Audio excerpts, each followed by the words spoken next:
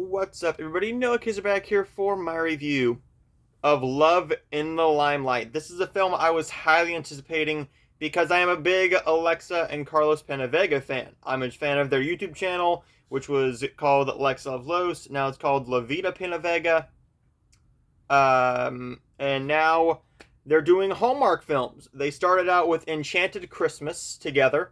That one I still need on DVD. I will be getting that one. I will be buying some more Christmas films once we get closer to Christmas.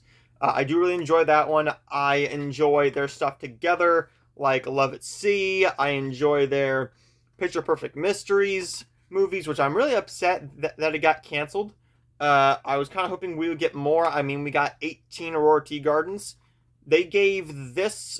They also gave Matchmaker Mysteries 3 films and Fixer Upper Mysteries 3 films. I'm kind of hoping that we get more of those. I believe we're going to get more of the Martha's Vineyard Mysteries, but I'm thinking they're going to go more towards their out of like dramas, which doesn't make sense for your channel because you're doing Monk, you're doing other things. But anyways, a tangent. I'm also a fan of their individual work. I like all their films. Taking a Shot at Love, as well as Carlos Penavega's A Midnight Kiss, which was a really good film that does not get shown as much because it did so poorly in the ratings. As well as her other film, Destination Wedding. How was Love in the Limelight? Let's get into it. Pen pals for years, Summer finally meets Nick, her former teenage crush, and boy band lead singer. When he comes to town for a concert, their friendship sets the stage for a romance. And Summer's hip grandma with a TikTok following encourages her to follow her heart. She's also scared about what her father's going to think because he's not a fan of celebrity singers. Now, this is not a perfect film, and I'm going to go into why in just a minute, but I did love this film. This is the Hallmark film I was expecting it to be. It's the Hallmark film I got. It is one of the best Hallmark films of the entire year so far. Right now, it is number... What is it? It's number 5 on my list of Hallmark films. And that is saying something because we've gotten some really, really good films this year. We've also had some not good films. We'll get into that once we get towards October 22nd, which will be the start of Hallmark Countdown to Christmas. Then we will be doing a pre-Best of Hallmark and then a post-Best of Hallmark after Christmas, as well as a Christmas ranking video. So Love in the Limelight is directed by Ron Oliver and starring Carlos and Alexa Penavega. We've also had him do A Christmas Detour, A Timeless Christmas, Angel for Christmas, Date with Love, Every Christmas Has a Story, Love at the Thanksgiving Day Parade, Christmas Evergreen, Recipe for Love. I didn't know he did most of these. Recipe for Love, I Do, Perfect Match. He's also worked with the Penavegas on all 3 Picture Perfect Mysteries, as well as a ton of other stuff for Hallmark Channel. So this guy is and also The Christmas Train and Christmas at the Plaza. But we've also had him do things like Bigger, Fatter, Liar. So when it's not Hallmark, I'm a bit iffy on him. I hated that film, but Love in the Limelight is a really good story that is something we've had before. People finally meeting each other, blah blah blah. We've had the teenage crush, yada yada yada. Pen pals for years. We've had this before. What we haven't had is understanding fathers and understanding parents who are supportive of what they're doing. It isn't like we've gotten in other films. Oh, you're dating this guy. I don't like him already. Granted, this film is not going to be for everybody, but Love in the Limelight gave me everything I wanted. I believe this was a really nice start to the Fall into Love lineup we have here, which I will be going into in just a minute.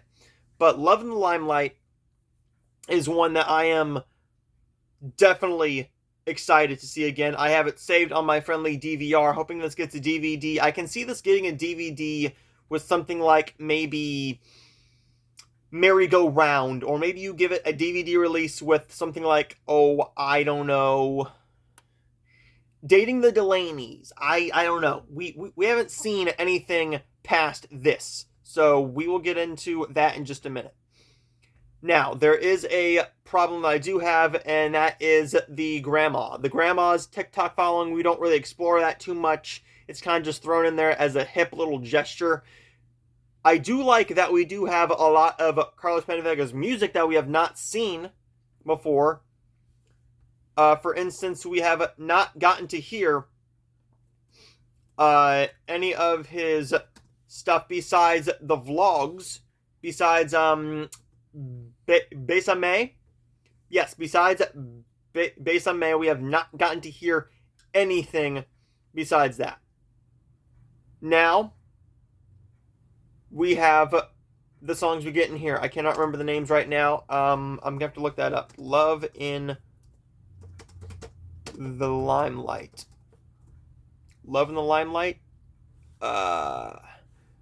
Someday, Somewhere. That's one of them. But this is a film that delivered on all aspects for me.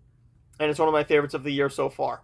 I believe this is going to stand as maybe my top 10 to 15. I know we're going to get a Lacey Chabert Christmas film. We are going to probably get a Cindy Busby Christmas film if she didn't do one for GAC or Lifetime.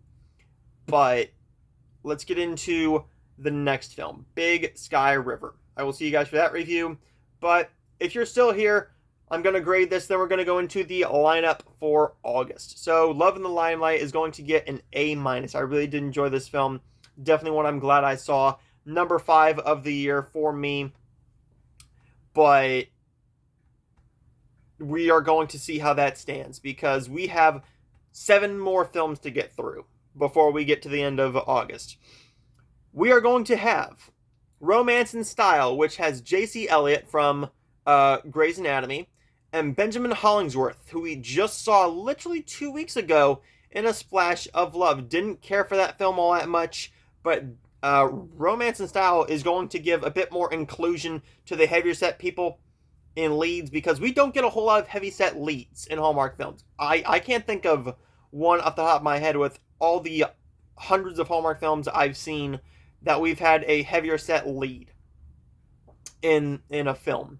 It's rare that we get a black lead now, but we're going towards more inclusion, and I'm liking that. This is going to be a different style story. Well, it's not going to be a different style story, but I'm hoping it's going to be like a different feel to it and giving it some more inclusion. So that is directed by Michael Robson. That one is also going to be coming out next week on the 13th. We have Dating the Delaneys with Rachel Boston and Paul Campbell, directed by Alan Harmon. Looking forward to that one. I did see the trailer for that one. It looks really charming. Game, Set, Love. I have not seen one for that yet. But Davida Williams and Richard Harmon, directed by Jessica Harmon. That's going to be a fun one, I think. But the ones that I'm really interested in is mainly the 2 last ones we have. But we have to get through The Journey Ahead with Holly Robinson Peete and Kaylee Bryant first. We're going to see how that one does. That comes out on Sunday. We'll be watching that one and reviewing that for you guys next Monday. Groundswell with Lacey Chabert. Of course, I'm looking forward to that one. That one looks charming as heck. It's Lacey Chabert. I'm looking forward to that one. We will not get another Lacey Chabert film, I don't think, until Christmas, which she's probably shooting that one either this month or next month. Hopefully they bring back the preview specials, or GAC Family gives us a preview special for the GAC Family Christmas films, and Lifetime gives us one like they did last year. We also have Unthinkably Good Things. I know nothing about this. I know nothing about Unthinkably Good Things, and I'm going to keep it that way. I just know the stars and the director. That's it. We do have 8 Hallmark films coming out in September, and we already have one announced for October, that being Jolly Good Christmas. So we will see how that one goes, but for right now, we only have a total of how many Hallmark films do we have this year thus far? We have 37 so far. 37. And my top 5 are really damn good. My bottom 5 are not very good. But we'll get into that as soon as we get to October 21st, before we get the first Hallmark Christmas film. But there's that review, guys. I will see you next time for my review of Big Sky River. See you next time.